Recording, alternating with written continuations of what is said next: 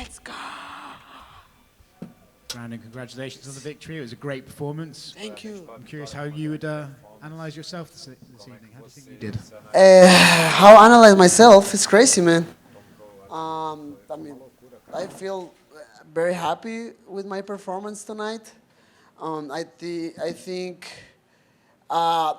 to me it was very clear I was a better fighter, a more complete fighter. Like talking about the striking, the wrestling, the jiu-jitsu, right, the control around, on the ground. Man, I can show that in my last fight against him in Anaheim. So I mean, my main focus for this one was like control my emotions, be very focused, be close to my game plan. I did it, and that's why I feel very, very good with my performance. Is it nice? Obviously, you've had to fight this guy so many times. Is it nice to have a performance like this where you can truly say, like, look, I've gone out and I've proved I'm better than him for once, you know? Yeah, I mean, a lot of people ask me a bit, about that. Like, hey, what can you change after 3 fights with the same guy? And man, and I said this before, like the only thing I can change is like be more. I mean, have more experience about this situation. Like use all my new tools, all the new things I've been working with my coaches. I did it like that, and I knew it. I knew it. If I can keep my plan going around the octagon, you know, in the middle of the fight. I mean, I can do a performance like tonight. I know the coaching change wasn't ideal, but how good was Coach Safe in your corner tonight, and how much of an impact did he have? Man, I mean, he kept my mind on point. Like, keep my mind like very focused, very disciplined, and I'm very happy to add him on the corner. Obviously, I mean, everybody knows right now the thing with James. I love him, and hopefully like everything can be like very clear in the future in that aspect. But I mean, I'm so happy with Saif, and I mean, he said he don't want like any credit, but man, thank you so much for this, man. He sacrificed a lot because I think I wasn't ready to do another change because I was in Kansas. Then the bad thing happened. I came back to Vegas, and I wasn't ready to do another change. So he decided to come with me every single like weekend, or even before, like more days than a weekend, to start to work. So I really appreciate it. So maybe in the next one I need to go to Dallas now. With the punch that started the finish, right? He grabbed his eye and suggesting it was an eye poke. To me, it looked like a punch. Did you think I've definitely got him and he's faking, or that I've heard him? How did you feel when you saw his reaction? Man, and I think that's why the people was like very angry at the end, maybe. But so I saw the replay actually. The guy, I think he kicked me. I passed the leg and I threw the hook. The hook was clear, man. Was clear right in his right eye. And then maybe that's why the people's a little confused, because I pushed his hand with his face with my hand. But I mean, my hand was like in this position, wasn't here. So I don't know. Maybe that's why the people was a little bit mad with me. But what can I say, man? I mean, they were mad with you, but it also seemed like you kind of enjoyed running out with them throwing stuff at you. Man, it was funny. I wasn't expecting that. I think at the end the people will be very happy with my performance, but I don't know. I was just trying to enjoy the moment. It was crazy how all the bodyguards was around me. They're like pushing me. I throw the bell to the floor, like, oh, no, leave it there. And I started to run again. I went with my training partner at the end, so it was funny. Thank you. First question, how many tequilas have you had already since the fight? Tequilas? Yeah. I don't have tequila yet. What is Cuervo? I need Jose Cuervo right now. To fix that. We heard people saying that there was some kind of talk and altercation with Pantoja after the fight backstage. As I saw a video of you guys hugging each other, how was this got with him? So, yeah, he came with me, and he was very, very friendly with me, to be honest. When everything started, he came with me and said, like, hey, man, today I feel so happy for you. Congrats for the belt, whatever. And in that point, everything was fine. There, he started to ask me, like, hey, but when is our fight? Like, in 2 months, 3 months, tell me right now. Like man, like, I don't know, to be honest. You know, and then he started to look a little bit aggressive, to be honest. But man, my only point was like, man, just let me enjoy today, man. Just give me today. Just let me have this moment with my friends, with my training partners, with my wife, with my manager. And then we can make another circus and use social media and the trash talk if you want. I don't know. But just give me this moment. That was my only point.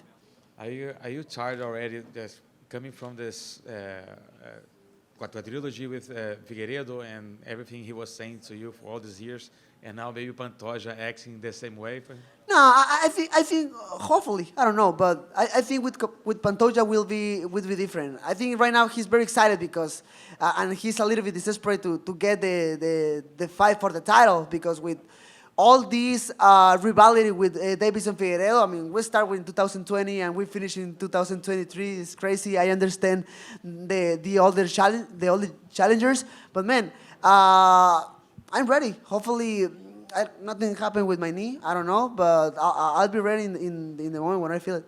Pantoja was on the post-fight show and he said he's not impressed that he beat you twice already. He's willing to fight you in Mexico if that was the UFC wants.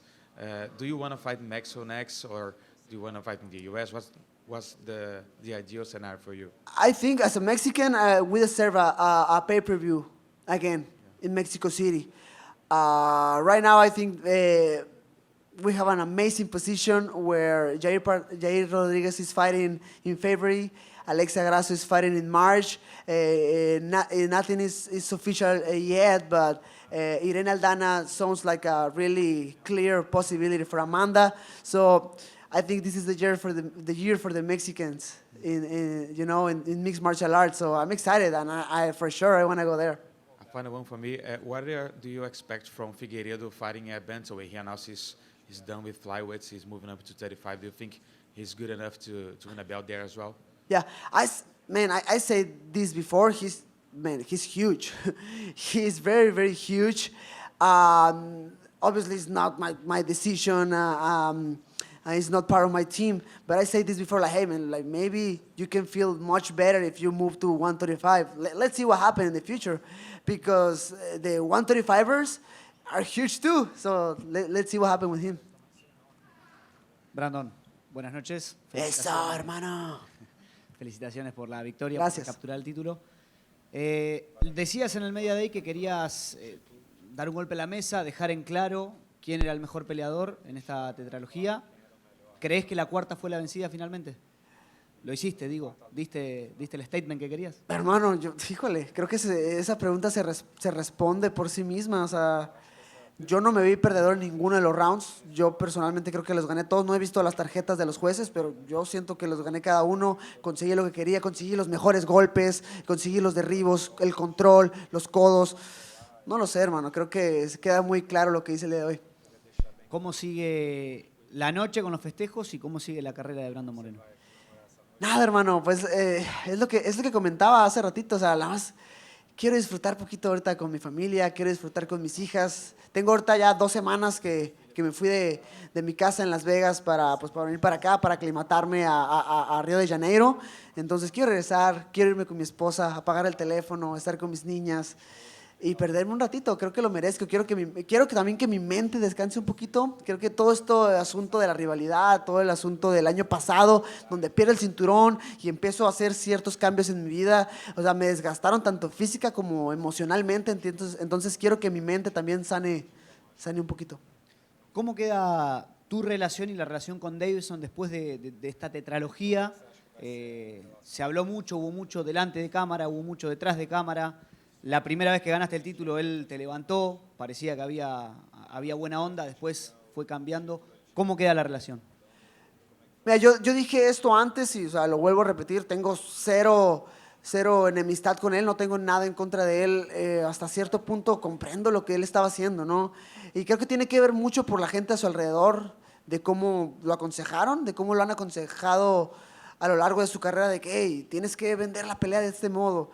Yo personalmente no comparto esa ideología, Pero pues al final somos personas que queremos lo mismo, ¿no? Queremos lo mejor para nuestras familias y queremos conseguir lo más que se pueda para poner pues el pan en la mesa para nuestros hijos. Entonces, pues nada, te digo, yo al final de la pelea fui, le di la mano a Deiveson, él se acercó conmigo, me dio un abrazo y me dijo, hey, perdona por todo lo que dije pues antes, pero pues uno está intentando hacer la chamba y por ese lado pues, lo súper comprendo. Y la última en mi caso, esta tetralogía creo que es la única de UFC. La primera que se me viene a la mente, así de peleadores que hayan peleado 4 veces, Vanderlei Silva y Rampage Jackson. ¿Dónde crees con el tiempo que va a quedar esta tetralogía entre Deiveson Figueiredo y Brandon Moreno? Nah, yo creo que esta historia entre Deiveson y yo, o sea, se va a escuchar y ya va a estar marcado en el Salón de la Fama de la UFC por seguro, o sea, no me queda ninguna duda. Yo creo que cuando las artes marciales mixtas en México crezcan muchísimo, que se abra el PI, que yo ya tenga, no sé, 40, 50 años, creo que es algo de lo que se va a hablar, creo que es algo que estampé en la historia de las artes marciales mixtas. Felicitaciones, Brandon. Gracias, por mi hermano. parte. ¿Cómo Muchas estamos? gracias. Después de 4 peleas ante Deiveson, ¿te consideras el mejor peleador entre los dos? Sin comentarios. Y bueno, la última por parte de Somos MMA. ¿Consideras a Deiveson como el rival más importante de tu carrera? Aunque faltan un montón más. Por supuesto, ¿no? Y es lo que... vuelvo a repetirlo, tengo nada en contra de él. Aprecio muchísimo y me siento muy agradecido por todo lo que formamos juntos, porque al final del día lo formamos juntos y fue un rival increíble, o sea... Fue un rival que sacó lo mejor de mí cuando necesité hacerlo y eso me hizo crecer como atleta y definitivamente como ser humano, ¿no? Tanto el hecho de haber peleado con él en 2020, el empate, después la victoria por el cinturón cambia mi vida, pierdo y eso me hace revolucionar toda mi vida y tomar decisiones. Digo, como atleta y como ser humano estoy muy agradecido con él por haber compartido toda esta historia. Brandon, usted empezó acá. Usted empezó llevando Deiveson muy rápido para el suelo. Sí. ¿Fue parte de la estrategia o el momento? Mira, no te puedo decir que fue parte de la estrategia en sí. O sea, la estrategia en sí era ser un peleador completo de artes marciales mixtas y utilizar todas mis armas. Creo que uno de los errores más grandes que tuve en la pelea pasada, que fue en Anaheim el año pasado, fue que fui muy emocional.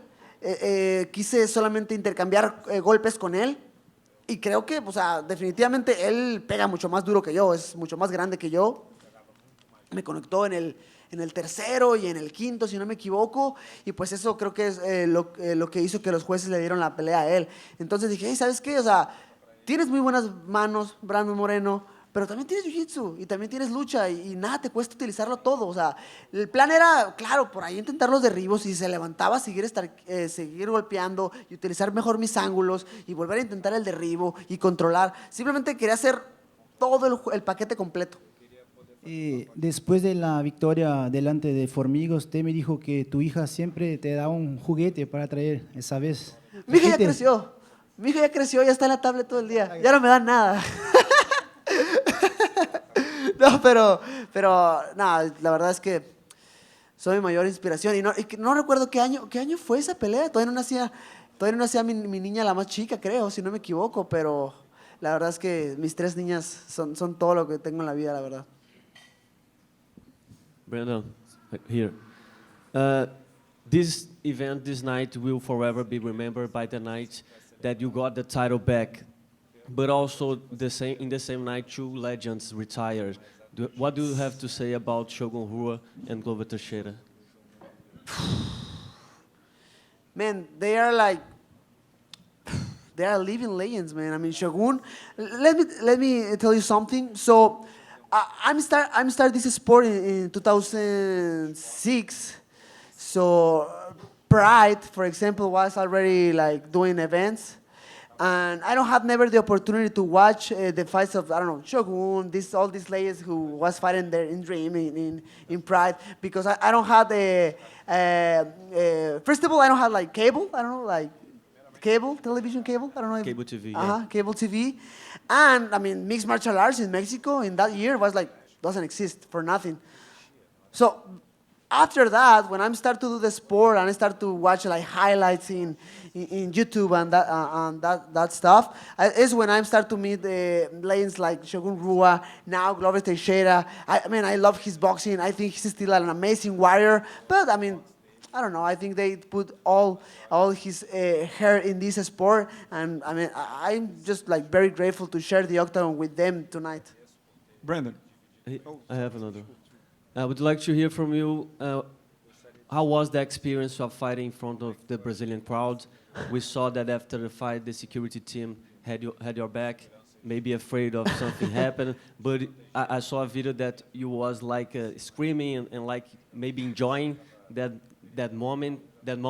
Not screaming, afraid of the situation, just putting energy out. You know, how was that moment? How was that moment for you? Oh man, well, was crazy. I mean, first of all, this experience, I mean, will be part of my mind forever. Like, will be part of my nature since today. I wasn't expecting that, to be honest. You know, I wasn't. I was expecting like a little bit, maybe more love from them. I think they are a little bit confused with the end of the fight because they think I poked the eye of Deiveson. But I mean, they can see the replay. I was a clear hook I throw to him, and that's closed his eyes. But man, they are very passionate, you know, and nothing. I'm just happy to get the victory, and man, I have a lot of respect for the Brazilian fans. And actually, I love how they put a lot of respect of the mixed martial arts, of the fighters. Like maybe they don't know you, but they see you on the street and they're like, hey, você é lutador. Like, it looks like with some kind of respect, and I really appreciate that. Brandon, which fighters do you think will give you the most, the hardest fights from now? Like my future, my next fights? Yes. Man, so I understand how's the line right now. I think for sure Pantoja deserves the next fight for the title. Nicolau is doing an amazing job right now too, and Manel Cape. I think those three guys are the next ones. At the end, I don't took the decisions. I'm just ready to fight, and I'll be ready for the guy UFC put me on the line in the front.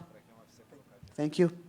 Brandon, ¿cómo estás? Buenas noches. Hola, buenas Felicitaciones noches. Muchas gracias. por esa victoria merecida. Claramente ese Brandon hizo y dejó todo ahí arriba para llevarse la victoria, y el mismo Figueiredo también te lo reconoció, ¿no? Sí. ¿Qué le dirías a ese Brandon que en algún momento dudó de él o pasó por esas situaciones como decís vos? Cambiaron muchas cosas, perdí, gané. ¿Qué te dirías a vos mismo? ¿Qué me diría a mí mismo? Cállese el hocico. Cállese, aguante vara y siga para adelante.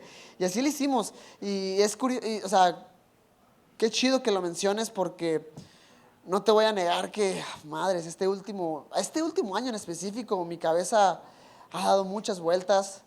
He tenido que tomar decisiones fuertes en mi vida que le han dado vueltas a todo, o sea, 180 grados, ¿sí? Y no te creas, a veces dudas de ti mismo, de que madres, o sea, lo estás haciendo bien y esto te va a resultar, y qué pasa si esto y qué pasa lo otro. Mi terapeuta le dice que son como moscas mentales, porque están ahí molestándote de repente. Pero la gente tiene que entender que soy una persona mentalmente demasiado dura. La gente me mira sonriendo y siendo amable y haciendo bromas y todo ese tipo de cosas, pero estoy un poquito loco. Sí, estoy un poquito loco, y creo que sí, para hacer ese tipo de cosas y estar en ese tipo de deportes, sí necesitas un poquito de esa locura para sobresalir.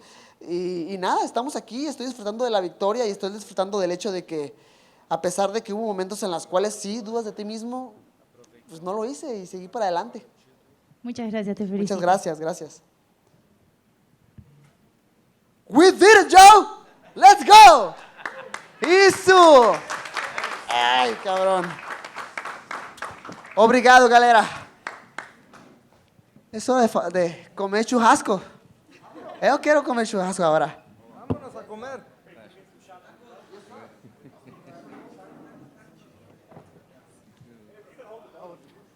can hold it.